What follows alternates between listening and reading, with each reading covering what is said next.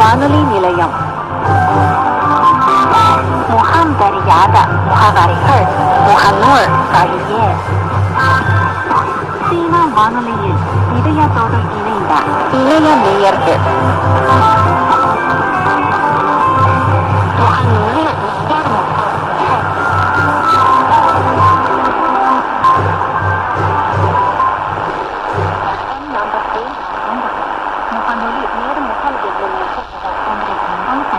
மிக மகிழ்ச்சி.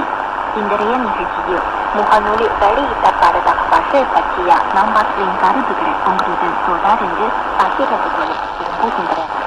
சீனா ஊடக குழுமத்தின் 2026ஆம் ஆண்டு வசந்த விழா கலை நிகழ்ச்சிக்கான சிறப்பு மங்கரப்பொருட்கள் டிசம்பர் 18ஆம் நாள் வெளியிடப்பட்டன. அவை சிச்சி ஜிஜி சிசி சங்சங் என பெயரிட்ட 4 குதிரைகளாகும். இந்த அம்புமிக்க குதிரை மங்கள பொருட்களுடன் இணைந்து உலகளாவிய சீனர்கள் குதிரை ஆண்டின் வருகையை வரவேற்கின்றனர். இது குறித்து மதுரை சோசமுக சுந்தரம் தெரிவிக்கையில் நல்வாழ்த்துக்கள் என்று பதிவு செய்திருந்தார். டாடா ஆரஞ்சு விற்பனை கூட்டம் டிசம்பர் 17 மற்றும் 18ஆம் நாட்களில் சீனாவின் சிச்சுவான் மாநிலத்தின் நெய்ஜியாங் நகரின் சிச்செங் வட்டத்தில் நடைபெற்றது. 200க்கும் மேலான உள்நாட்டு மற்றும் வெளிநாட்டு வணிகர்களும் இக்கூட்டத்தில் பங்கேற்றனர். உள்ளூர் ஆரஞ்சு தொழில் நிறுவனங்கள் உள்நாட்டு மற்றும் வெளிநாட்டு வணிகர்களுடன் உருவாக்கிய ஒப்பந்தங்களின்படி 56,000 டன் ஆரஞ்சு பழங்கள் விற்கப்படும். அவற்றில் 24,000 டன் ஆரஞ்சுகள் 14 நாடுகளுக்கு ஏற்றுமதி செய்யப்படும். சிச்செங் வட்டத்தில் ஆண்டுதோறும் ஆரஞ்சு விளைச்சல் 4 லட்சம் டன்னை எட்டுகின்றது.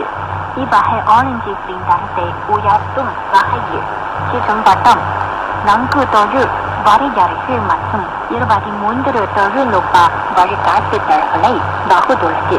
இது குறித்து நாஜிமுத்து பஹாயூர் தனது பதிவில் சீன நாட்டில் இருந்து ஆரஞ்சு பழங்கள் உலகில் எந்தெந்த நாடுகளுக்கு ஏற்றுமதி செய்யப்படுகின்றது என்பதை நான் அறிய விரும்புகிறேன். அற்புதமான தகவலை வழங்கிய சீன வானொலி பணியாளர்களுக்கு என் மனமார்ந்த பாராட்டுகள் என்று தெரிவித்திருந்தார்.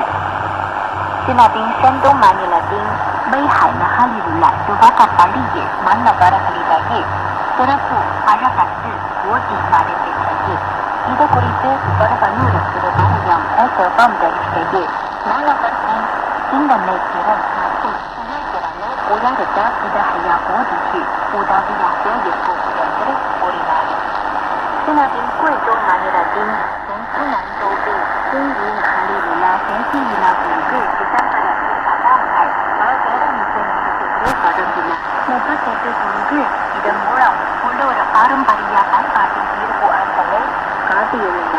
இது குறித்து வடகனூர் புதுப்பாளையம் ஏற்றம் கூறியில் இத்தகைய முயற்சிகள் பாரம்பரிய பண்பாட்டு பொருட்களை அடுத்த தலைமுறைக்கு எடுத்து உதவும் என்று பதிவு செய்திருந்தார். முது தெரிந்து இல்லாத உயிரினங்களில் அக்டோபர் மிகவும் புத்திசாலித்தனமானது என அறிவியல் ஆய்வுகள் காட்டுகின்றன. ஆய்வறிக்கையின்படி அது வியப்பளிக்கும் வகையில் கனவு காண வாய்ப்புள்ளது. கனவின் போது அதன் மாறிவிடும் என கூறப்படுகின்றது. இது குறித்து மதுரை சோசமுக சுந்தரம் தெரிவிக்கையில் ஆச்சரியமான தகவல்கள் நன்றி என்று பதிவு செய்திருந்தார். 2026ஆம் ஆண்டு சீனா வசந்த விழாவுக்கான கலை நிகழ்ச்சியின் விளம்பர படத்தை சீனா ஊடக குழுமம் வெளியிட்டது. இந்நிகழ்ச்சி பிப்ரவரி 16ஆம் நாள் மாலையில் உலகம் முழுவதும் நேரலையாக ஒளிபரப்பப்பட உள்ளது. சீனர்களுக்கு மிகவும் முக்கியமான பாரம்பரிய விழா நாளான வசந்த விழாவை கொண்டாடும் போது தொலைக்காட்சியில் இக்கலை நிகழ்ச்சி இயக்கப்பட்டு என்பது முக்கிய கொண்டாட்டங்களில் ஒன்றாகும். இது குறித்து வடகனூர் புதுப்பாளையம் ஏற்றம் தெரிவிக்கையில் இணையத்தில் செய்தியின் தொலைக்காட்சி மூலம் இந்த நேரலையை கண்டு மகிழ்வோம் என்று பதிவு செய்திருந்தார். இரவு நேர சுற்றுலா இரவு சந்தை இரவு கலை நிகழ்ச்சி முதலியவற்றுக்கு சீனாவின் சங்சிங் மாநகரம் வண்ணமயமான சங்சிங் நகரின் இரவு காட்சி சுற்றுலா பயணிகளை இருந்து உள்ளூர் பொருளாதார நடவடிக்கைக்கு முன்னெடுத்து வருகின்றது. இது குறித்து ஆரப்புதான் என்று மதுரா சோசமுக சுந்தரம் தெரிவித்திருந்தார். சரி நம்பர்களை